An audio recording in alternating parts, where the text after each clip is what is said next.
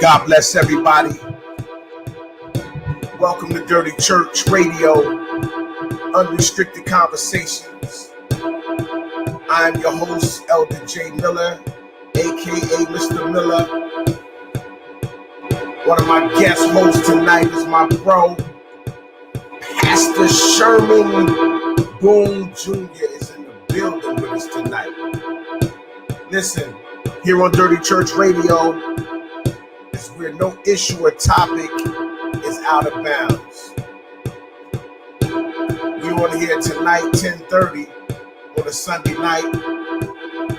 I pray that your Sunday was blessed, that you got your praise on, your worship on, that you spent some time with your family. Family is everything. Early this morning, I was able to catch my aunt, Pastor Gibson, and my uncle, Pastor Gibson.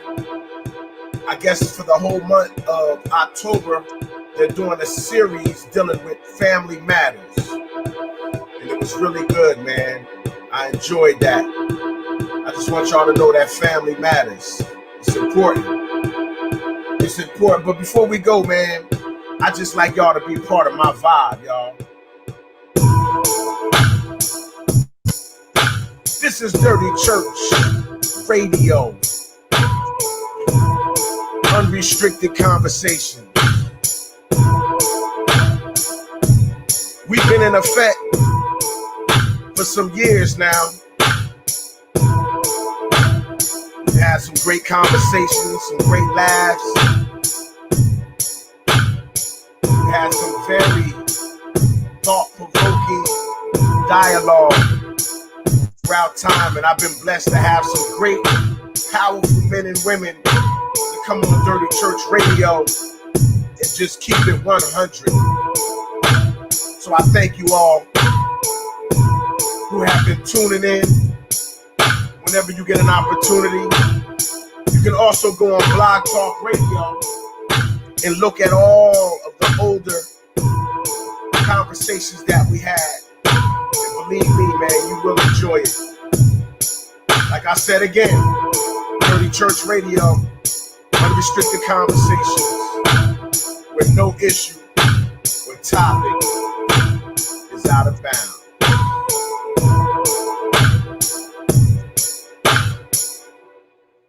What's going on, Pastor Boone, my brother? Not much, bro. Not much, bro. It's been a long day, man. Yes, a long day. I know, man. It's been a long day. A lot of stuff been going on today, man. A lot of stuff been going on today. But you know what? I'm glad to be here. Glad to be with you. We're getting this conversation, get this thing rolling. And let's see where we're going with this, man. Well, listen, man. I sent the message. Hopefully, Keys, Ace Bradley will come on in this conversation, man, because when it started, you know, he grew up in a household, you know what I'm saying? Just like you, a pastor's kid, man, growing up, seeing ministry behind the scenes, seeing the laughs, seeing the cries, seeing the hurt, seeing the pain, seeing the joy, seeing the failure, seeing the victory, seeing all those different aspects. And experiencing the hurt, and experiencing the pain, and experiencing the failure, and experiencing the ups and downs.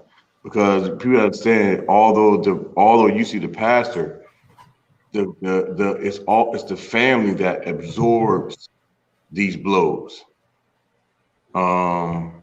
whether directly or indirectly.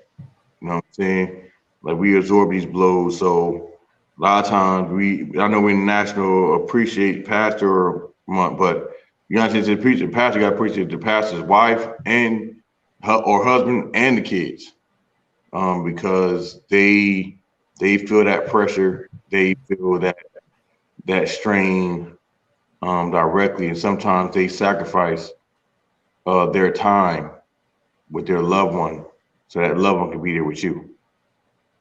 Yeah, so, man. That could be that's something, man. I'm sitting here and I'm just looking at what has transpired in this year. It's a whole lot right now, and tonight's topic, man, you know, really just talking about could be a very touchy topic, but there are many ministries that are all over the world right now that are experiencing this. And what do you do when the church has become an orphan? What do you do when the church is left without a covering and without current direction? What do you do when a ministry is left in a place of wandering, confused, hurt, traumatized, full of questions in their heart and in their mind? Where do I go from here? Right. Messed up. What's going on, Keys? You on here, man? I see a couple brethrens that are out here too, man. That may be watching, whatever, man. But yo, on here just discussing. We just came on, man, just at 10:30, and since I have both of you who are on here who were raised in households as being preacher kids, pre-Ks, preacher kids, you grew up in a house where you lived in a home and you lived at church. You lived in a home, you lived in ministry. So you've seen ministry on both sides.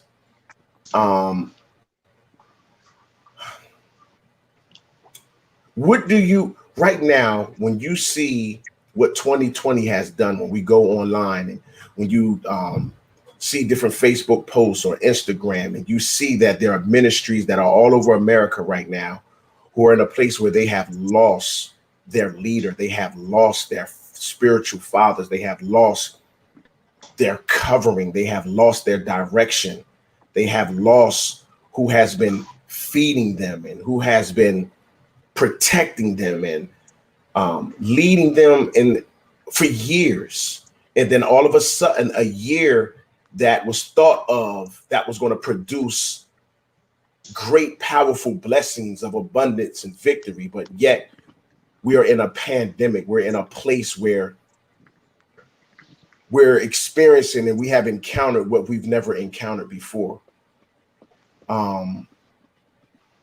Just hearing that, how does that make you feel when you see this, looking at this from abroad?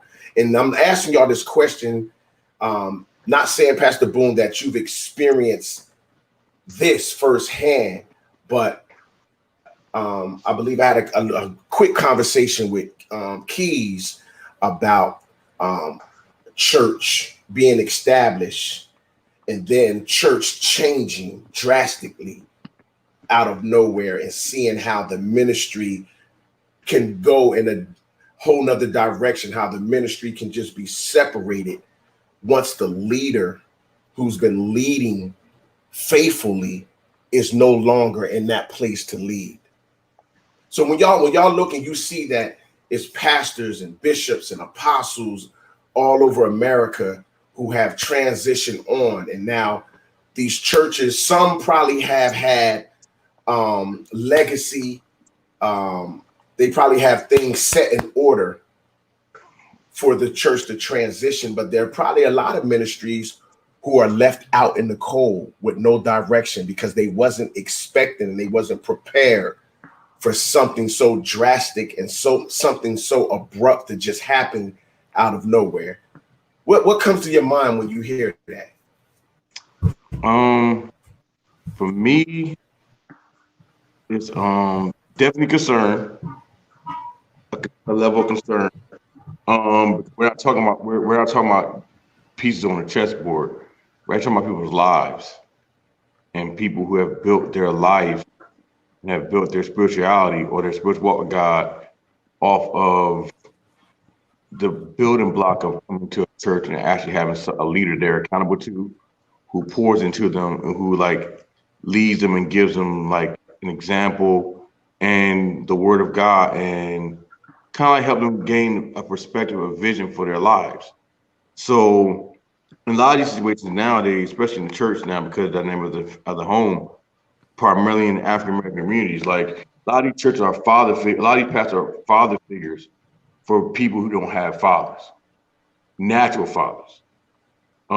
Some of these pastors are parents, people that didn't have a functional home, raised in a functional home like me and you had, where our parents were there and raised us correctly. So many people are coming off the streets. So many people are coming from broken families. So when they come to the church, at a certain level of, I like to call unrealistic weight put on church leaders to be more than just your pastor on a Sunday morning. Like, yo, it's the weight of being your pastor Sunday morning, your counselor in the middle of the night, your accountability partner here if you have an addiction, all these other hats that probably have all been worn by pastors, but a little heavier now. So you throw that in the fact of the matter is like it's heavily concerning, because like it just is sad, but it shows also that a lot of leaders don't prepare for the next. A lot of leaders don't prepare for if in case I'm not here, this is what needs to be done. And they do prepare for it. They all prepare for it in the moment that they know their demise is close, but no one really has a contingency plan set up just in case I don't get that chance.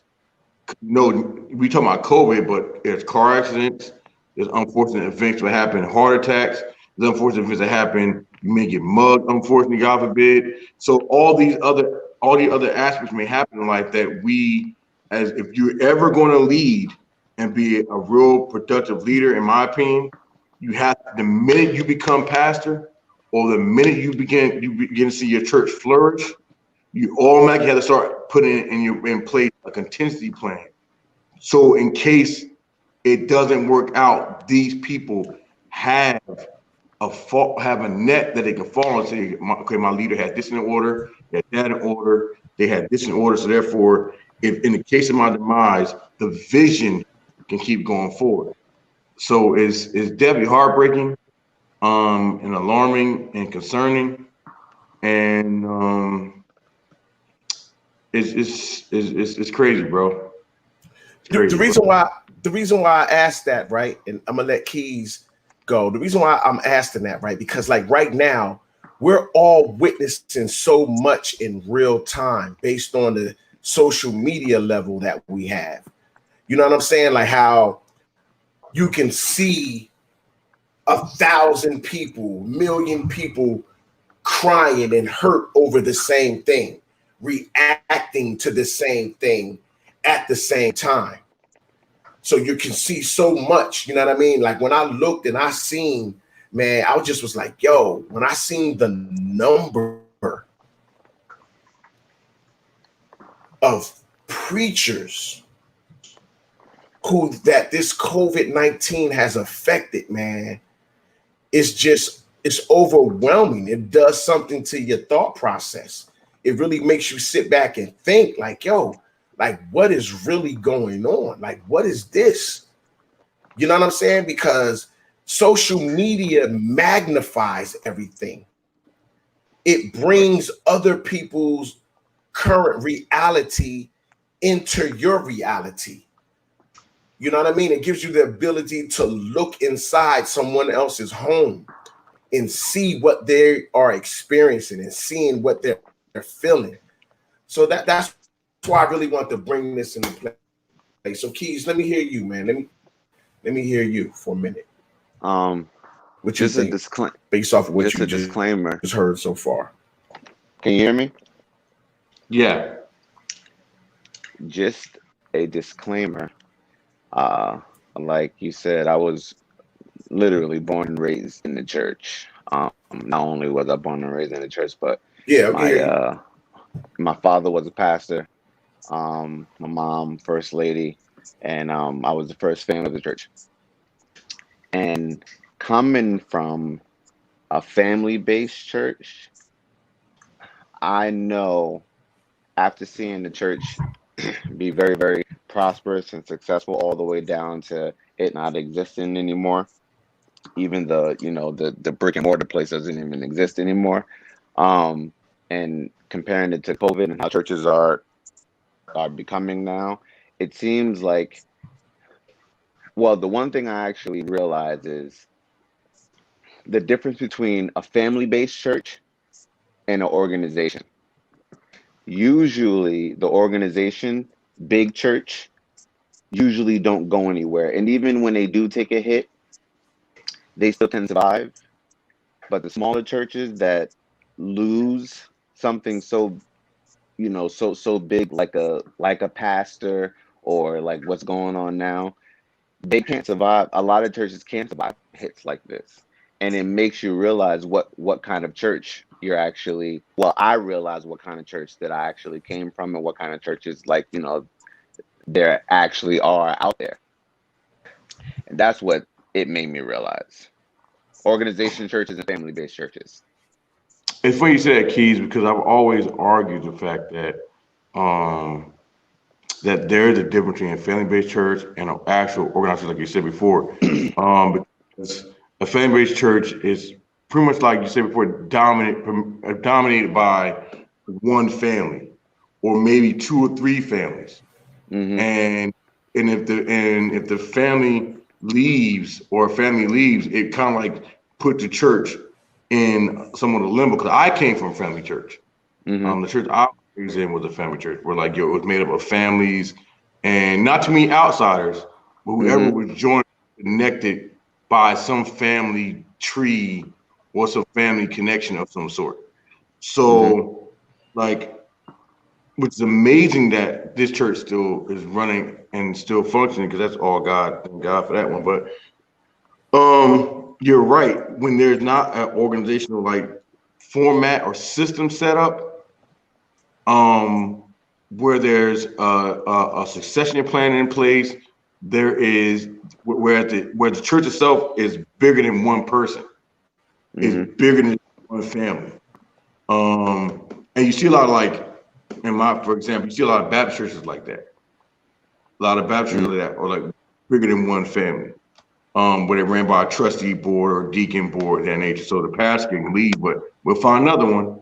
Um, uh, when you're dealing with situations like that, that is a stark contrast. And I mean, pandemics like this, like COVID, exposes that difference. It really Well, exposes, like, the just crack and things you need to work on as a church. um, just to go off of what you're saying, uh, it's crazy because when you look at church, right? I grew up, like you said, in a family-based church that it was literally built off of family. It was nobody too much outside of that family. And when something happens based on that family, the church can be in disarray. But then when the church is connected to a huger organization, um, all of those things that could crumble a small church wouldn't necessarily crumble a church that's connected to an organization. But it's crazy because I always, not to say that I'm actually right, but something like this, something like a a, a pandemic, I always seen the black church as being some type of, you know, thing inside of the African American community, the black community, right? And a lot of times these churches, like you said, Boone, they have been doctors for people, mothers, fathers, all types of things for people. And because of a pandemic, these smaller churches that in some kind of way help their communities, once they're missing, once they actually leave, what will a lot of these communities actually have? What would they actually be able to go to see, something inside of their community that represents family, that represents something that's, good to them? Where else could they go? That right there is $1 million question, because I think personally one of the things that started happening is a lot of churches started getting big and they moved out of the city. And then a lot of other churches that are big, not going to be mega churches that are, especially in the area of Trenton, they're big, but they don't do nothing in Trenton, although their members come from Trenton. So you don't necessarily see their hand like intricately in Trenton affairs. They could be in Trenton affairs, but their leaders have more of a global objective or national objective, that the church in Trenton is only a part of a bigger syndicate, for lack of better words, they're trying to build or create. So I care about Trenton, and Trenton's always my first stopping grounds. But I got a church over here in this state, I got a church over here across the country, a church over there. So therefore, the ones who could really have like some real impact in the whole economic structure of Trenton, they don't really get involved in Trenton that way. You get what I'm saying? So yes, no, I totally understand. So you want to hear a little bit of conspiracy on my end? Yeah, here's the conspiracy on your end. Go ahead, DA.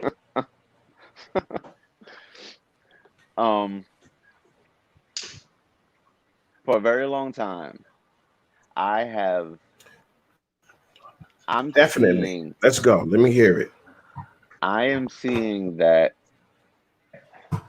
things like COVID and other types of pandemics or, major catastrophic things that may happen in the future,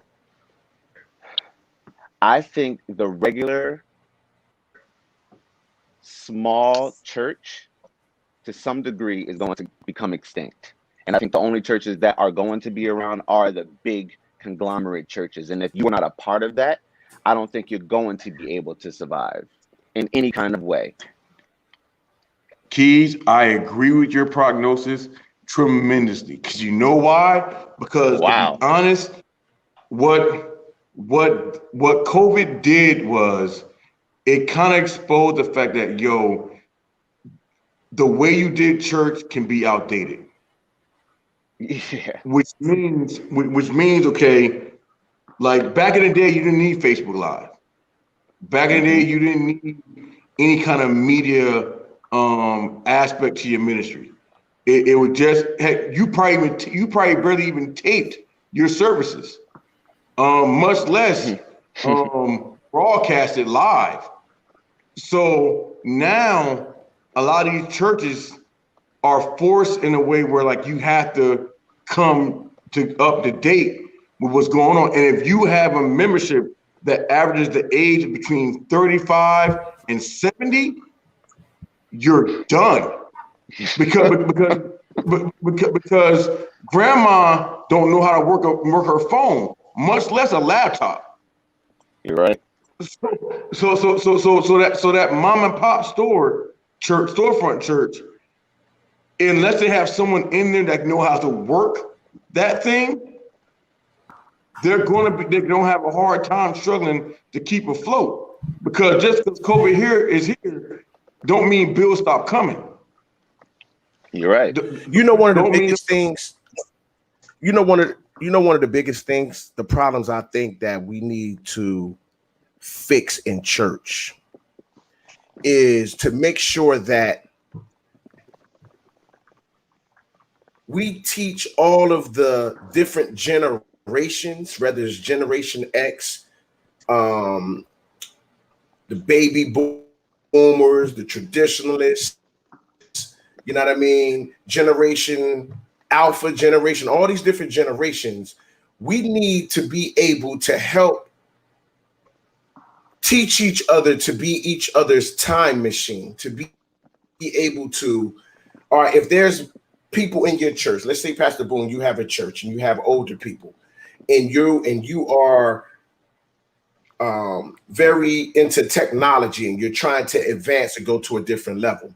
I think it should be something implemented into the ministry that teaches and takes time to make sure that everybody on every level and every generation can adapt and not just be forced, but to slowly be adapt to be able to handle where we're going. So no one out of the generations can be left out. Do you understand what I'm saying when I say that? No, I totally understand. That makes y'all hear me? Yeah. Go ahead. I'm sorry. No, you I mean, that makes, like, you about to say, Keith, you about to probably say the same thing I'm about to say. Go ahead, Keith.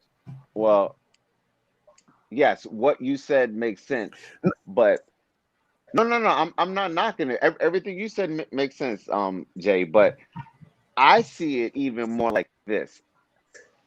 The storefront churches that we see, I literally do not think they're going to survive.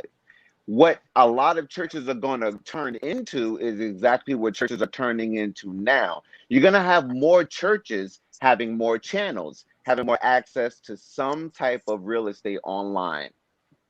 But even that, it's just going to be a whole bunch of traffic when it comes to churches, because now, not just, you don't necessarily have to get a building and actually start your church like that. Now you can start your church from right downstairs in your basement with a nice, beautiful setup, and 70 people can do it instead of 7 people that can do it. But like that's not going to be where I think church, I believe, is still going to need its brick and mortar. And I think that's where the big mega church is going to survive and sustain all of this. That's based on a bigger church, so to speak. But you know what, Jay, what, Keith? I think a problem that when Jay mentioned generations, I think, and that's where the big problem is going to come in at. I think the problem is this. There is what COVID to me revealed, among a lot of things, is the generational civil war within churches. Because, like, I know we had a topic of orphans, but some people are orphans and some people are bastards, and it was 2 different things. Orphans, or like you said, like orphans, like they had a pastor that was a spiritual orphan. They had a pastor that was there, and they died without leaving any like instruction, without leaving any kind of guidance or what to do when I'm gone. Then you have those who are birthed out of rebellion or birthed out of opportunity to do what they always want to do in the first place. Like COVID created a vacuum of power or an influence within the Black church, in particular, because now I can start my stuff without any level of accountability to someone else. Like, who's going to tell me not to go live? Who's going to tell me not? That's what I'm saying. Like who's going to tell me not to go live? Who's going to tell me not to get my Cash App information on the screen and tell you to sow here? Who like, because I had the freedom. It's going to be a traffic of churches. Yep. And because there's no brick and mortar of accountability that I had to go to every Sunday, I can start my own ministry right on Facebook, and if it's something I want to do in the first place. And then when you have leaders who have died, who's stepping up in the gap to take that following? Because they're looking for somebody. Like they will settle for a mirage if they think it's quench their thirst. So like they're looking for somebody to step in that role and be that leader. So like, yo, you sound good. You have, like you said, for your basement, a good setup, or the good screen on your Zoom. Like, yo, you in there because they're looking for leadership. And I think that's the other problem we have right now. You know what? In my opinion. You know what? What's crazy? Like, churches, when you go to church now, all right, being totally honest, what do both of you expect when you go to church? Like when you actually go inside of a church building, like what do you expect when you go there?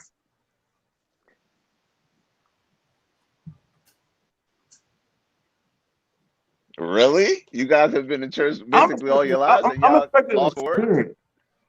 No, I'm expecting for experience. No, I'm expecting for like, okay, like for example, experience you're expecting. I'm expecting to come in and first of all greet my brothers, that fellowship aspect of things that like, yo, we I think a lot of people miss at church now. You know, they know how much that really meant. That aspect, a good song, good music, yes, that uplifts spirit, and a word of impartation or a word of inspiration to really motivate me and give me like divine insight, or allow me to see life from a different perspective, that allow me to go back outside and create the reality that is in my head, in my life. Okay, Jay, do you have expectations when you go inside of an actual church?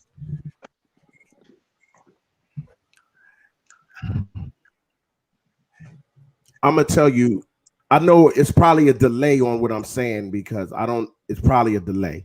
But if y'all can hear this, I'm expecting confirmation and conflict. Can y'all hear that? Yeah, we heard that. Keep going. Punch you in the face. Revelation and conflict.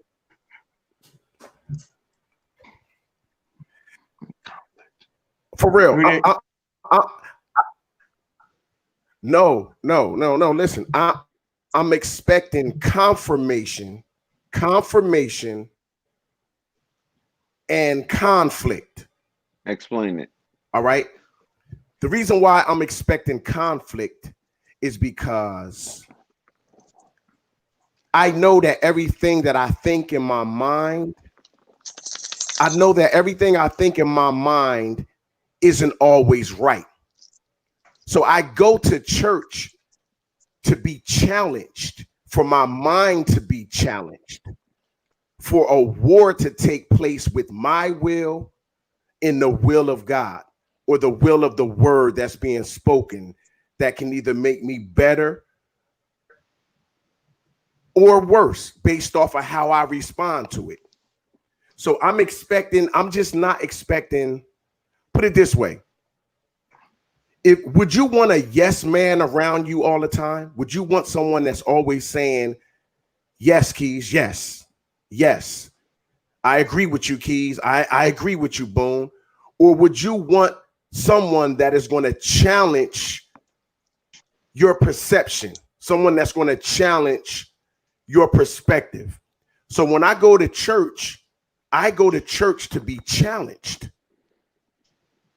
I go to church to be challenged because, being honest, as a man, the majority of the times within our own self and our own world and our own thought, a lot of times we think we're right about everything, especially if an emotion or our ego is attached to it.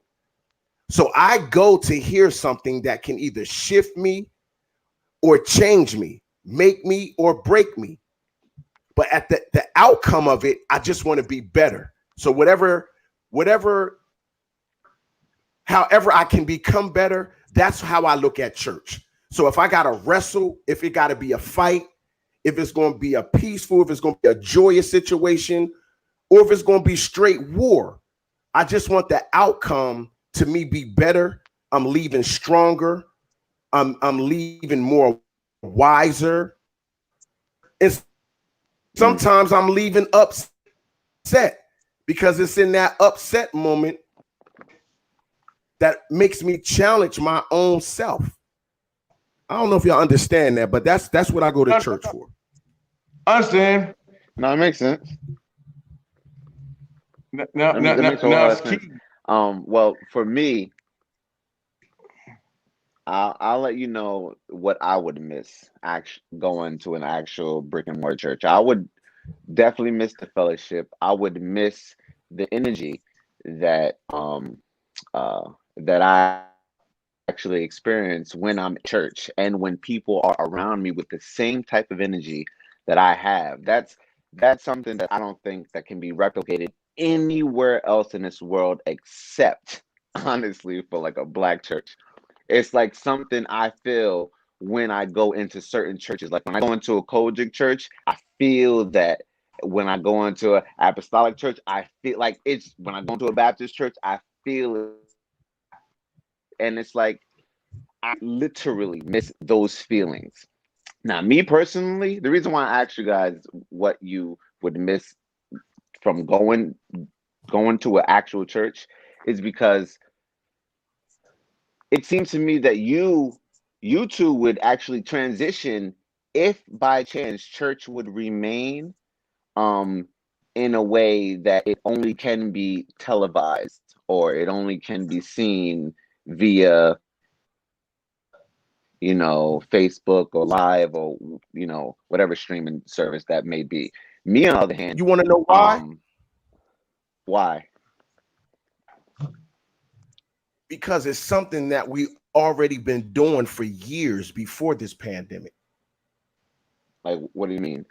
Like we've already been doing a social thing. This is not like it's something we're just getting started in being social online. No, it's a right. comfortable place that we've established over time. Right. You're right in that sense, but it just seems as though but I would miss assembling ourselves together. I gotta come around my peoples. Like and I know that feeling that you're talking about. And you can only get that feeling in church. Yeah. There's no other place that produces that feeling. I don't care. You could be at a rock concert, R&B concert, rap concert, but there's no feeling that you get from church. That feeling, man. Like you can't. Yes, no, there yes. You have no control over how it's going to make you feel. It just happens.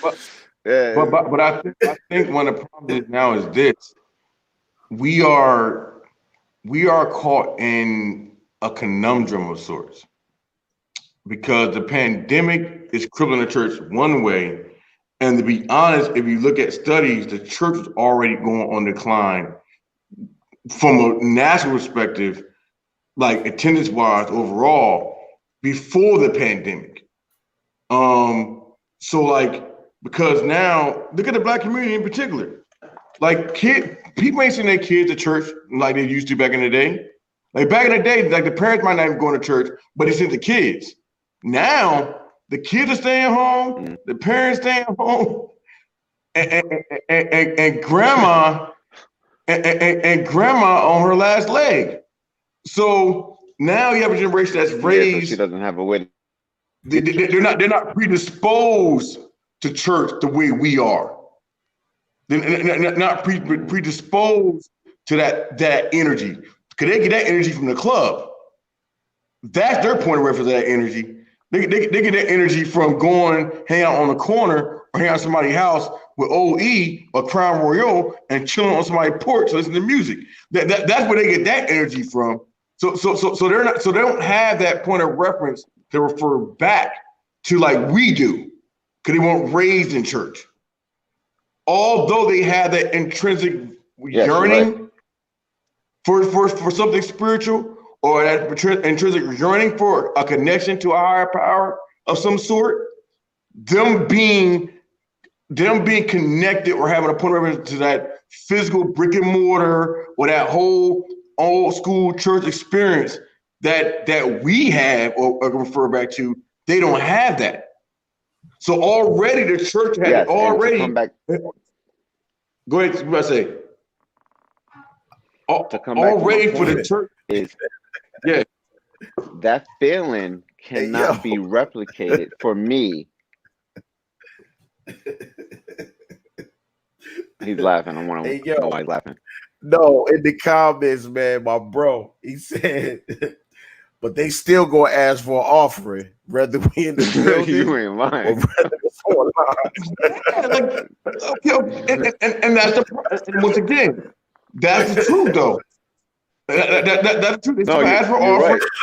Right. But my whole point was you can't replicate that feeling. Well, you can't replicate it for me, that feeling online.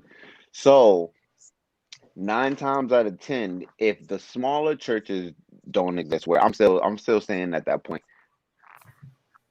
I'm going to resort to going to something in some kind of way that I can relate to, and it's going to be whatever bigger church that's going to be in that area, instead of it being access to these smaller churches that really are a part of the community. Right. But once again, like I said before, now it's a situation whereas like for me personally speaking, I think now it's like, yo, my camera keep jacking up. Right now, I think personally, in my opinion, the fact of the matter is the fact that, yo, I think the small church is going to be extinct. I think storefront churches are going to be a thing of the past. When y'all say small churches, or they're going to have, when or they're going to have small church. Yes. When y'all saying a small church, yes, are you saying the size of a building, or are we talking about mentality? No, I'm talking about mentality in the building. The mentality in the building, both. Because there's some small churches, right? There's some small churches that run well and have great mentality. They just choose not to expand bigger. They're comfortable with where they at. But guess what? You know what? And here's the right thing about them is they won't operate outside of their means. See, what gets a church in trouble is when you begin to operate outside of what you're bringing in. If like for example, if you have a mom and pop store that nature going on, you're not gonna go out there and acquire Walmart bills. You know what I'm saying? Because you got a mom and pop store. So you're gonna stay within the means. You're gonna stay within the means of what you got going on. Now, if a church does that in any business model, because now you gotta be mindful of this. Church ain't just church. Church is a business. In any business model, you're going to survive. But when you're in a situation where like, yo, the means of your income, the means of your financial income is cut off because of something outside your control that you can't control when it's going to change or not going to change, then guess what? You are in trouble. I said conspiracy. You know what gets funny though? This is what gets funny though. A lot of times when people in the church, when they're in a ministry and people start watching people like T.D. Jakes and very prosperous ministries who have millionaires that live where they are. So they have a lot of people that have a lot of money where they can give on a certain level. And then you have a church that's in a poverty-stricken place that can't give on the same level. And you're trying to like force people to give as if they're millionaires, and they're not, and expecting. A lot of times, a lot of churches are blessed because of where it's located. It's where they're located. It's what type of occupations that people have that are in that ministry that makes it on that level. But I keep telling you, man, no, I think this is I'm sorry, go ahead. Go ahead. Can you hear me? No, Yeah, we hear like you. I said, this is conspiracy. I think it's get down and lay down with these churches after a while. You guys are talking about now, I understand that, but I'm more so talking about where church, I believe, is going to end up. It's going. You're either going to be able to survive or you're not going to be able to survive. The ones that I believe are going to be able to survive, they are going to have to sign up to something bigger. I like, But geez, that's the listen, problem, though. right now, Nobody wants to be nobody just wants to be the Indian. Everybody wants to be the chief. So the problem with that yes, you're is right. everybody wants to be the head. So no one really wants to submit over someone who they look at, oh, I can preach better than him. So why should I even have to submit Yes, or but bring my people? Like I can because sing better than them. pandemic is gonna You, make it happen. yeah. Because a pandemic is gonna make it happen. It's gonna force people. This is what I believe. Now, and I already okay. So y'all be on Dirtychurchradio, and Jay be doing this on purpose because Jay be trying to pour something out of me. So that's why I got the subject matter up there. So I'm going to say it like this. I believe the problem is kind of piggyback on what Jay just said is you have older saints that want to hold on and younger saints that want to run with the baton and not knowing that, to be honest, let's work together and let's grow this thing together. Instead, like the younger preachers get frustrated and say, you know what, you're not giving it to me fast enough. I'm gonna leave and start my own thing. And that robs the older congregation or older pastor who may be looking for a successor, that robs them of the youth that can run out whatever vision he has.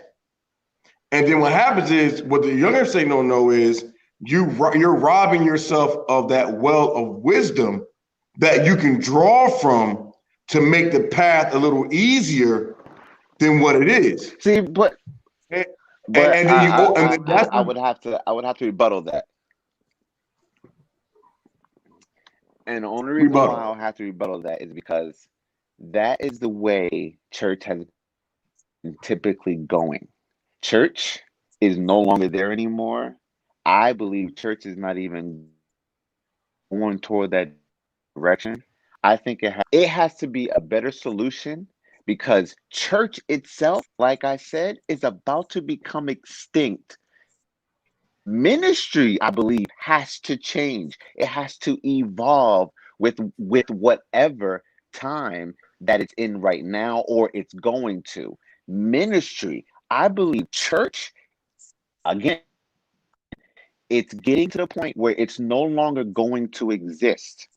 And I believe that I don't know if it's going to be the younger or the smarter or the more wiser, whichever one it is, maybe the one who has most or more resources, they are going to be able to evolve ministry. And when they learn how to evolve ministry, that's where church is going to be. Wow. Wow. Just a Wow. thought. That I be honest, bro, to be honest, with the way the church is running right now, I don't find any flaw in that logic. Because I do believe that the church has to evolve in how we do ministry. Um, and in church like this pandemic is forcing you to evolve in how you do ministry. If you don't evolve, like you say forward, like Noah Jones said it best, a lot of these churches, as everything is over, is going to be non-existent. And that's just the way it is. Hard truth. What's going on, Mr. Brooks? What's going on, I see brothers? somebody. What's good, Hey, y'all Mr. in Brooks? Minister, I said I had to chime in as I'm sitting here watching. What I'm going to say is going to be very controversial, but I know I'm on Dirty Church, so it's the right. I'm in the right place. And I know I said in the comments that the pandemic has been one of the best things that has happened to the church, because quite honestly, it has exposed the church on its shortcomings, as well as it has forced people to get outside of their comfort zone. One of the things is, and Keith Spradley just said it about evolution. If you're unable to evolve to the times and what's going on, you're going to be left aside. It's either you can decide to go the way of the dinosaurs or you can go the way of the roaches. And a lot of these churches are going the way of the dinosaurs. And they will no longer exist. Actually, because a lot of them don't need to exist. And You need to be roaches. See, in order to be a roach, you got to be able to adapt. Roaches have adapted because they existed at the same time that dinosaurs did. But the dinosaurs are no longer here. They're fossils. Roaches still exist, though. So it's like there are a lot of churches that were just spawned out of disagreement. And so now, because their followership is not correct, as well as their leadership, they're going under. And quite frankly, they need to combine with somebody else.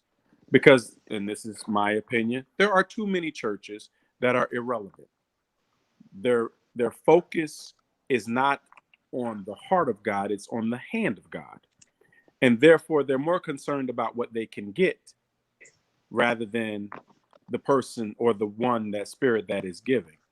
So it's just like people who deal with you or your kids or when they're more concerned about what they can get out of your hand than how you actually love them. So this pandemic has caused churches to adjust to the times, but yet still preach the same message. It's amazing, though, how there are some churches that are small but have more followers or viewers online than they can actually get in the building. And one of the things that this pandemic has done, it's allowed, it's exposed our weaknesses or our shortcomings. Like those churches who invest in their sound and their video, they have much better broadcasts and are able to reach a greater number of people than those who still have that storefront mentality and just going off their iPhone. You know, but people don't like it, but there's a lot of storefront. There are a lot of big churches that have storefront mentalities. I know you said something about Boone, about Walmart. People, if you understand the story about Walmart, though, they started out as a 5 and dime, and the 5 and dime still exists, but their leader had a larger vision, and their followers followed along with that vision. And even when Walmart was doing that corrupt stuff, and they corrupt anyway, but it's just like when they lost that class action lawsuit against their employees, and he ended up paying all employees $10,000, and yet then threatened all employees to say, if you cash the check, you're fired. It's about sometimes the leadership has to be ruthless, but you got to have a plan. And a lot of these churches did not have a plan for a rainy day. Let's call it a rainy day. It's just like, and I said this to my daughter today, even though we usually don't do it, you're supposed to have enough money in your savings account to last at least 3 months at a minimum. If you were to lose your job, you should be able to sustain yourself just off of your savings alone for at least 3 months.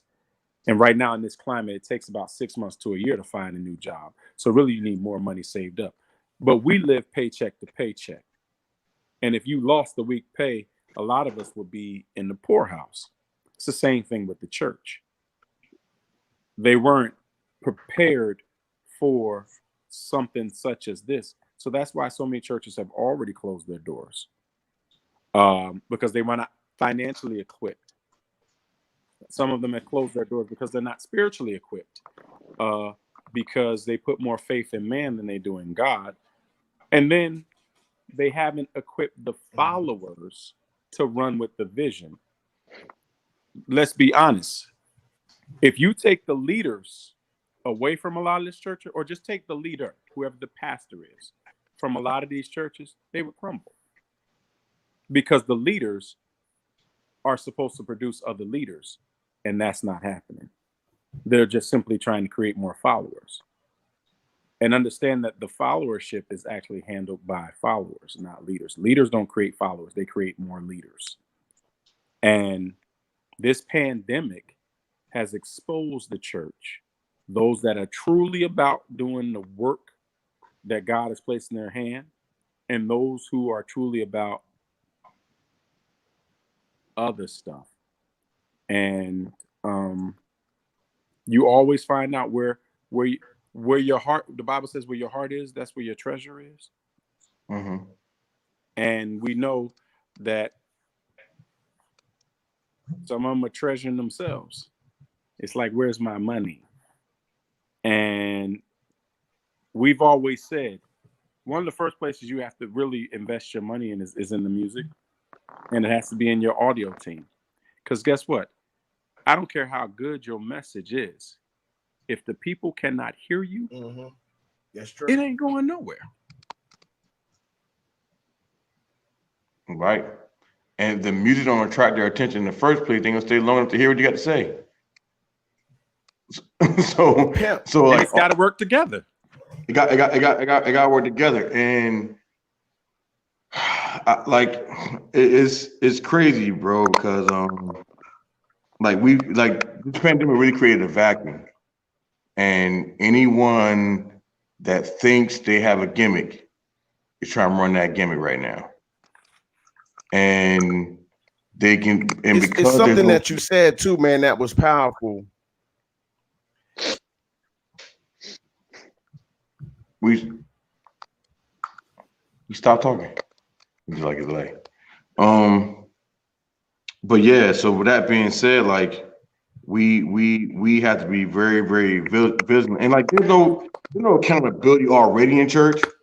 Accountability has now went out the window a lot of times. So now it's getting, and now it just made it worse. We already had accountability issues. Now it just made it worse. You know what I'm saying? Because before you had a physical building, someone's over there, you got to come see them every Sunday. Now it's like, yo, I could be on Zoom, not be on Zoom.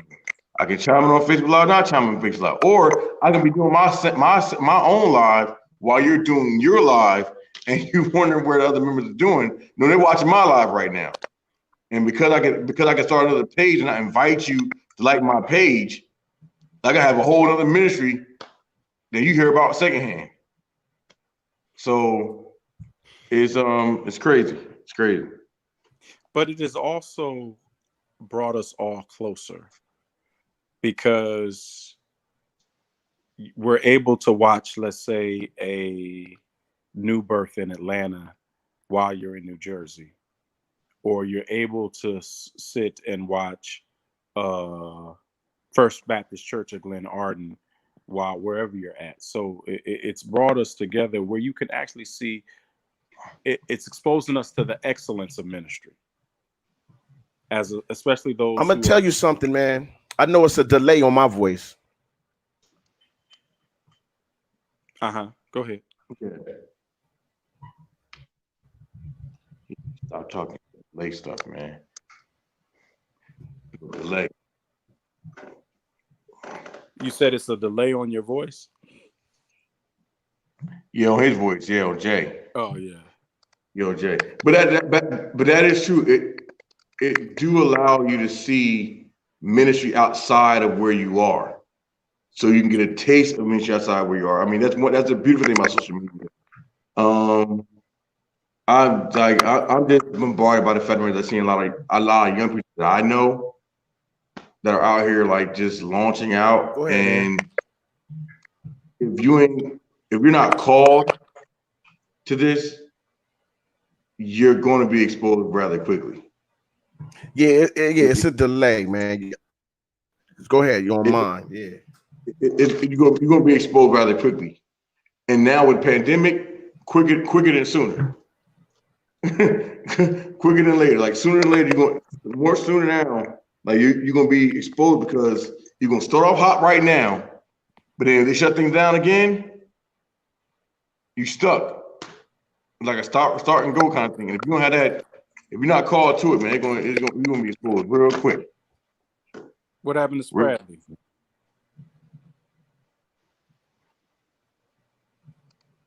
I don't know. I think he had clicked out too.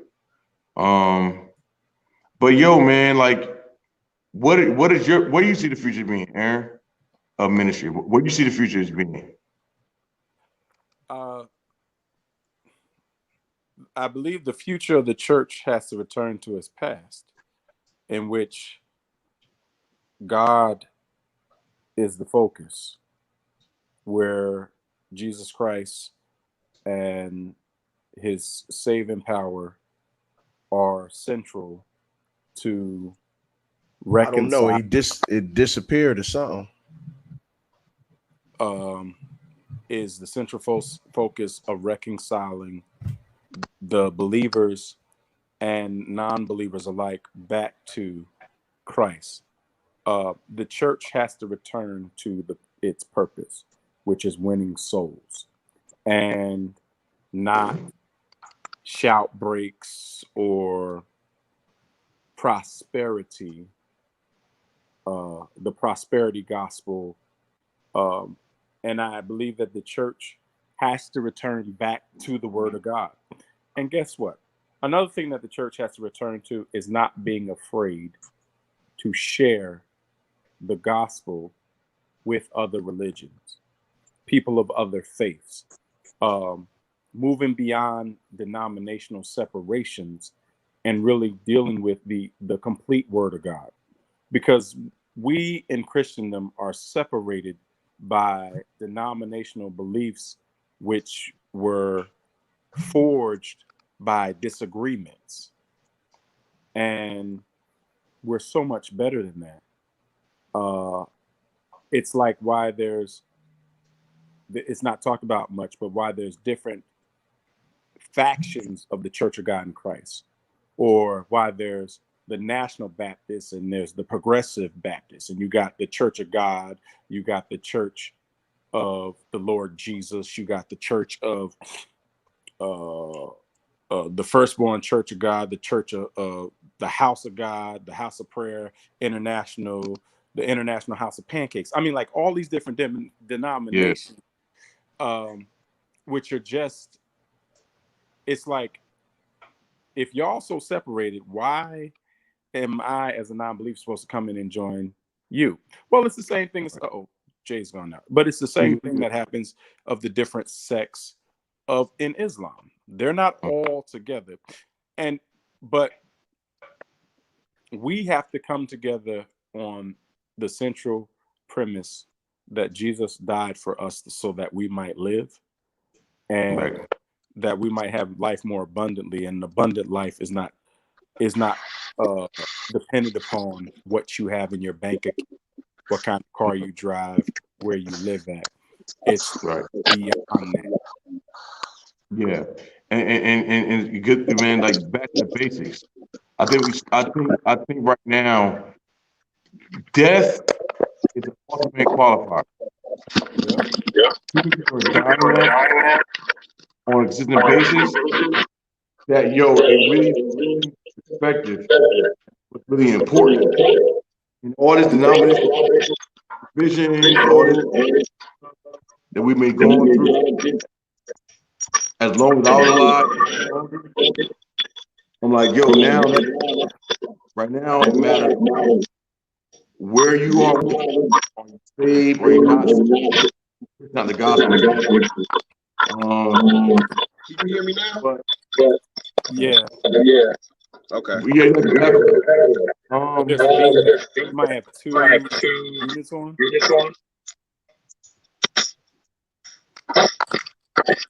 Yeah, you got that. Is it still feedback? A little bit.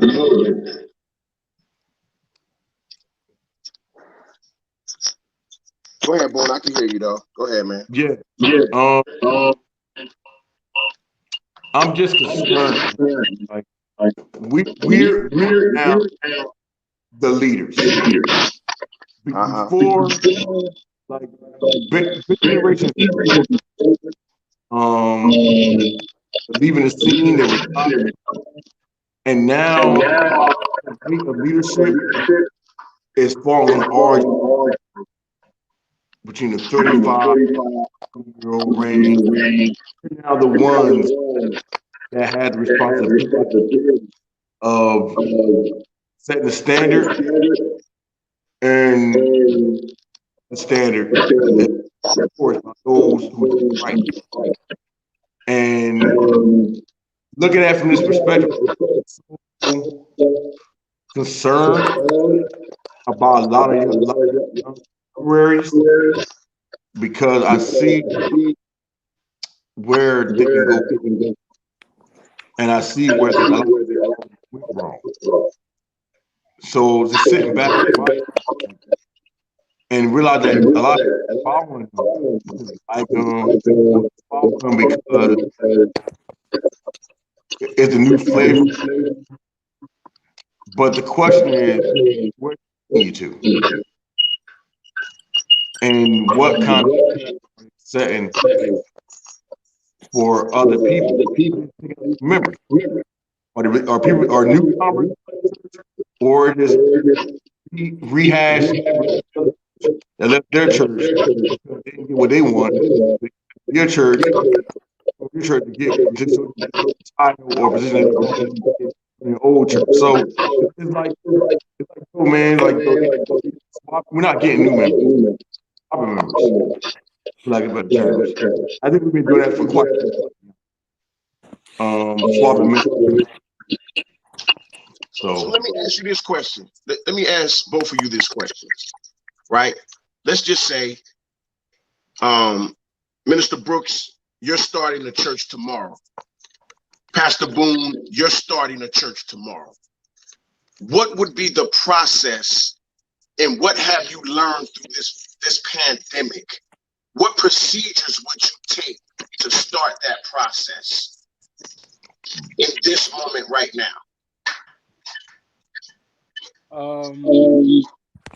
So let me first, I don't believe that it's called to start a church, because there are already enough churches that are in need of it. So I would take it from a perspective of, let's say, if I were taking over a church, if I were called in pastor of a church during this pandemic, I would, first thing I would do is the land, survey the landscape of what is in place right now. What is the structure of this particular church? Is this a family church? Is this a board-run church? Is this a pastor-led church? I would also want to confirm that, do people want a pastor, or do they want a preacher? Because they're not the same. There's some people who say they want a pastor, but really they just want a preacher or a figure and let them run the church the way they want. But I understand that I have to be given, I should say, and then if it's a church that does not have a pastor right now and you want to minister, you have to find out who is the pastor of the church. Because there may not be a pastor in title, but there is a pastor that's running the church. And you got to find out who has the ear of God. So in the midst of the pandemic, then it is, what is the mission of the church? Because the mission has to be easily remembered and easily, I'll use the word, regurgitated by the people. If your followers or members do not tell you what the mission is, or the vision of the church, then it's probably two things. Either you don't have one, or your mission vision is too little. Like, it's got to be something that when you say it's the church, is our mission statement, and that your followers from the youngest to the oldest can be able to recite it and share it with anybody when they're coming in, and be able to walk in it. This is what our church is as the body. So a quick question for you though. You gave a scenario about a church that's board run, pastor led, and you mentioned something else. Which one do you fit in? I fit in a pastor led, but with the team. I don't believe that the pastor. So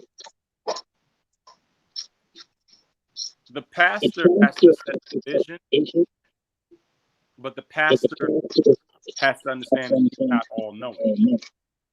You have to, as a leader, you have to be willing to put people in places where the strengths are, and you also have to be able to work with those presenting views.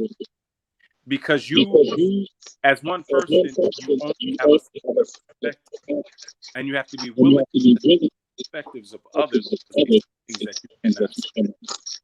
So I'm one that can work with people, and is willing to work with people, but the Bible didn't say that He will give you deacons His own heart, trustees, or missionaries. He said give you pastors after His heart. So the spiritual mandate is pastor, but pastor is also mandated to find, in the biblical time, to find men, but today women that are full of the Holy Ghost, that can handle the church, so that the pastor can be given to fasting and preparation of the word. So my goal would be to pastor, but I'm more open. A lot of these new school pastors don't do the pastors that we grew up with. Like, they don't, they don't go to the soup kitchen or serve.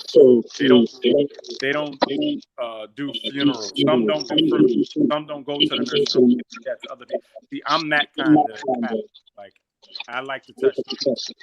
And I get with the whole stuff, and I get with all the fellowship foundations and all that stuff, but I believe that the pastor still has to be somebody that is just like Jesus Christ. In the midst of all his ministry, He was still perfect enough to sit down and little boys lunch feed a bunch, or to sit down and say, I'm going to go to Jairus' house about his door. See, well, I believe if you're following Christ, I believe if you're following Christ, that is the avenue that you will be going down. Like, if you're following Him. Right. Yeah. Now, it's different when you follow your own agenda or your own ambitions. That's a whole nother, scenario. You know what I'm saying? But the reason why I asked y'all that, right, because it's good for people to see young men that are men of God, that are preachers, and what is your position in the world today as a man of God, and how would you lead? How would you cover? How would you pastor? That's important. You know what I'm saying, Pastor Bloom? I think for me personally, one, God will come down in bright lights and colors and say, I called you. Because right now, the climate is difficult. Church in this climate it has to be God-led. What would I do? Well, piggyback a little bit off what Mr. Brooks said, like, I think we would landscape and see what other men see what our weaknesses, and pretty much know Like what kind? What your, like if you are a and you are a singer and like yes the word, but your music but attracts people into the word, then bam. Make sure wherever your A game is, you perfect your A game. If it's outreach, what you mean every church should be doing outreach. Outreach is your niche. That's that's your niche. Work your niche. If your niche, like for me, the person I am, I'm big on so, but I'm also big on worship. Centerpiece of my service, like for I ain't trying to compare myself to this guy. When you go to TJ, you're going into Powerhouse for the word. It's good. Sound is great. But your main issue at church is the word. That's the centerpiece of their ministry. How the Powerhouse became the Powerhouse because of woman down. So therefore, like, if that's your niche, and your niche is your service and everything, it's centered around or like Hillsong.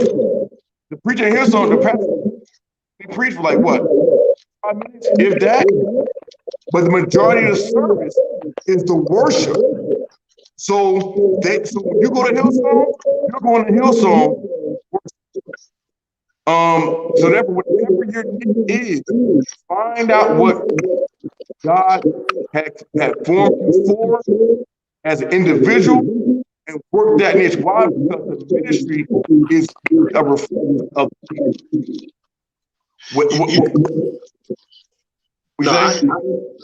I hear everything that you're saying.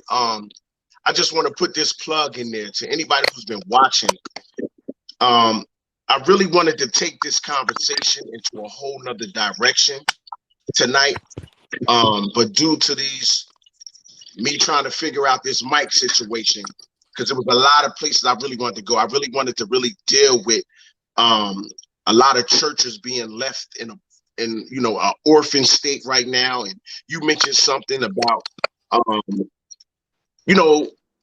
this COVID-19 has took out a lot of leaders, a lot of bishops, like a lot of fathers in the gospel who've been around for years and who had a lot of influence in different organizations and bodies of Christ. So right now, there is a lot of ministries that are traumatized, and a lot of ministries that are running, trying to figure out where do we go from here? Because a lot of times, a lot of people, no one is living their life like I'm dying tomorrow. Mm-hmm. Even though we want to go to heaven, we don't want to go today. You know what I'm saying? So my thing is, there's a lot of trauma in the world right now. There's a lot of hurt in the world. There's some people that since those leaders have left, there's some people who ain't even probably going back to the church. There's some people who are going to run and walk away from that pain because I don't even want to deal with this. I'd rather just be home, watch Jamal Bryant. I'd rather just watch TD Jakes. I don't have to get emotionally connected. I can just stay my distance, still get my word, but live my life. You know what I mean? But Jay, right there, that shows, and it's human nature, because even when Jesus goes off and he the cross, even as I already told him, you find the disciples hiding on the run with knowing that he already told them, I'm going to go to the cross. About it 3 days later, again. Because no matter what words we hear, when trauma hits, it's humanistic nature. And whatever your leader may have said, and even after Christ comes and shows up to the disciples, Peter made up in his mind, I'm going to fishing. With him knowing, Christ already told him, like, I got something for y'all to do. Chill. Don't worry about it. I'm going right back to the business I was already doing before he came and found me. So Christ, and he's the Son of God, and he's like, yo, no leader is going. That is not going to be absent in the death of any leader. And Christ came back. I think personally, it comes a point in time where, like, the leader's job really is to prepare God beyond. Like my job is to make sure that you know the voice of the Lord yourself. I'm just a tool. I'm a vessel. I'm just a conduit of this idea, of the thought that God wants you. So if I leave, you still have God. And like TJ said something real before, on at homegoing service, you still have a piece of him still here. That maybe you're driving, you're pushing your head. Something he will say to you in that moment. You know what? You're right. They went like this. Pastor one like this. And then at the while, like your relationship with God, like, yo, like we became so iconoclastic that we made idols out of our leaders, that if our leaders go, they'll go with God. So we have to have a problem. So I'm going to say this. We have to rely on our professionals, because the trauma that has created requires licensed counselors and therapists, because we have to be reminded that loved ones are dying and we're unable to bury them. We have to understand that this pandemic has created a level of separation for those that are extroverts who have forced to stay inside, and let's not even talk about those, because this is October domestic violence as well, but those have been trapped in the house, their abusers are including the children. So, you know, we have to call the professionals that are within our community. And if there are none, because that's important too. Like, there are people who are professionally trained in certain areas that their gifts of their profession will work in ministry.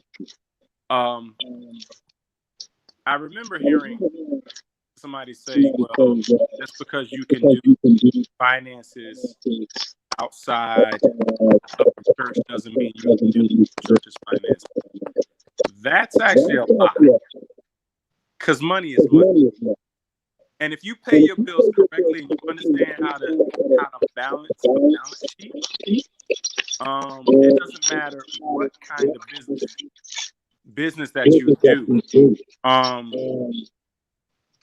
The church's books are not different than any other business book, and you better have them right, because the IRS will come knocking.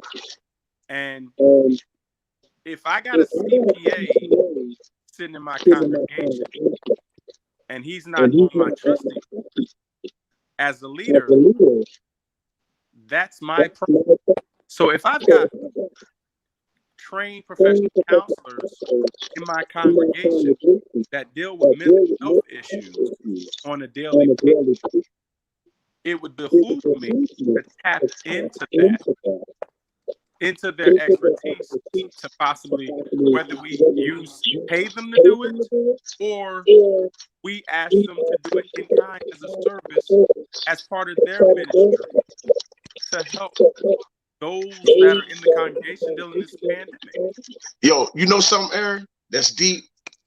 If you got those people in your ministry, you need to first of all, be thankful for a minute to realize that you got something right going on there. Right. You know what I'm saying? Like if you have professional people that are psychiatrists and doctors and lawyers and, you know what I mean, CPAs and all that in your ministry, coming to hear you preach, coming to hear the choir sing, you already got something happening there for them people to come there. Like you said, now it's important that to find out, all right, why are they coming here? What is happening here that makes them want to come here? You know what I'm saying? And then have the conversation about, you know, would you be willing to use that gift in ministry? But you know what I mean? Yeah. You remember how was complaining about, you know, how people go see the Pharaoh and God said to him, Moses, what's in your hand? Yeah. And a lot of times we discount what we already have because we really don't know what we have. And it's like taking a survey and finding out what you have in your congregation. What do you do? How often do we ask that question about the people who come? Because everybody does something in order to eat and pay their rent. And it's like doing that survey to find out what do you have in this congregation. You might have some web programmers in your ministry. You might have some folks that run cleaning businesses. And here we are hiring folks outside the church, but don't even know that Brother Giacomo or Sister Janie Mae's got their own cleaning company and been cleaning corporate offices for the last 20, 30 years because we don't take those time to do some respect. To find out what are the gifts that we have in our church that we could have carpenters. We may have some lawyers in the midst. And don't get me wrong, I know there are some people that simply want to go to church, get the word, and leave. But ministry is more than that. And the thing of it is to get them involved, to get them drawn in, that they start to use their gifts to work in ministry. One quick question before we get off here. I'm gonna ask both of you because I know I've talked to you, and this question is for both of you. When can the world expect your books to be out?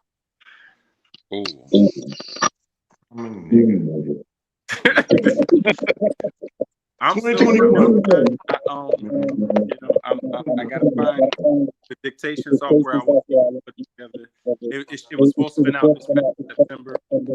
There's so much inside of it, but I would say coming soon. I'm working on putting it together. The book is coming. Chronicles the Church Horror. I'm still working on it. See, I had to do that. I had to do that because this moment now makes you have to put your book out. Like it. I got you in faith when I see him. How about that? You said 2021. Boom. Yours. 2021, man. Right now, I've been living because honest. In order to write like I'm writing like discover your identity in yourself outside of your raised in, outside of what you the birthing process. And to be honest, French Chan time like a guy had told me, don't write your first report. He said, what you mean I don't write my first report? He wrote plenty of books because you don't live your term. Like you in the concept of what it is. Like a man because it takes to figure out what life like, man. You think parents pass away, you go through broken relationships, you go through ups and downs, you have it all. And who are you after that? That's who you're gonna be. So, like, God's really, man. So it's coming. That's good, man. Well, first, before we go, hold on. I do want to say a couple things. But I just remind that my Los Angeles Lakers are the yeah, I was just about to congratulate you. I was just about to say, from a Sixers fan, I both want to congratulate both of you because I believe both of you are Lakers fans. Am I right? No, I'm not a Lakers fan. Oh, no, you're a Kobe fan. Okay. I was a Kobe fan. Yeah, I'm a Lakers fan. Well, you know, Jay. Yeah. So congratulations, man, from a 76ers fan. Listen, I ain't hating. I like LeBron. Prayers going out. I don't care how much I hate to Dak Prescott. Yeah, man. Because to see that messed me up, man. Woo, when he grabbed that thigh and you could see that his foot was hanging a different direction. Yep. It was like, oh no, he's done. That's that is good. Full dislocation of an ankle. Totally out of place. Yeah.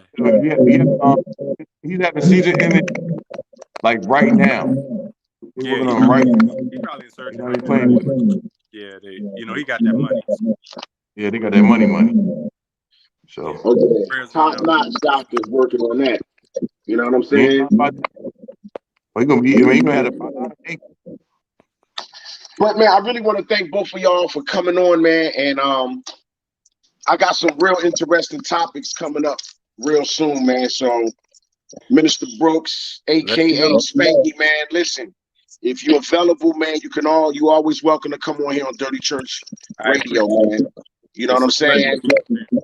Pastor Boone, yo, man, always a pleasure hearing you.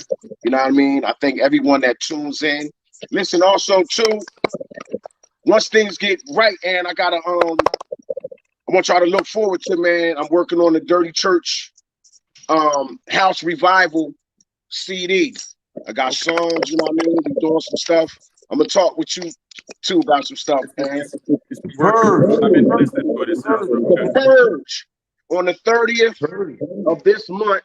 It'll be the 5th year of the Purge. We will be doing social distancing, but we are having the Purge in the building, and everybody still go to the mall. We still do other things. I work out in it every day. You know what I'm saying? So at the end of the day, wear your mask, bring your Lysol, bring your wipes. We're going to pray. We're going to do things like that, man. But listen, man, God is good.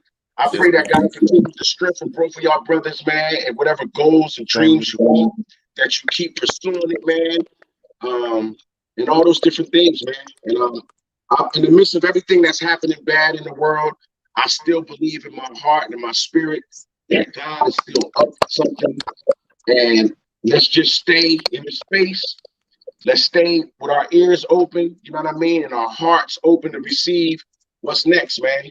So until the next time, man, Dirty Church Radio, Unrestricted Conversations, man. We'll see y'all next Sunday night. And you can catch me this Saturday night at 9 o'clock. Dirty Church House Revival. It be off the chain, man. Y'all just tune in, man. And until the next time, God bless you. Again, Pastor Boone, Minister Brooks. Peace out, brothers. Peace out. Appreciate it.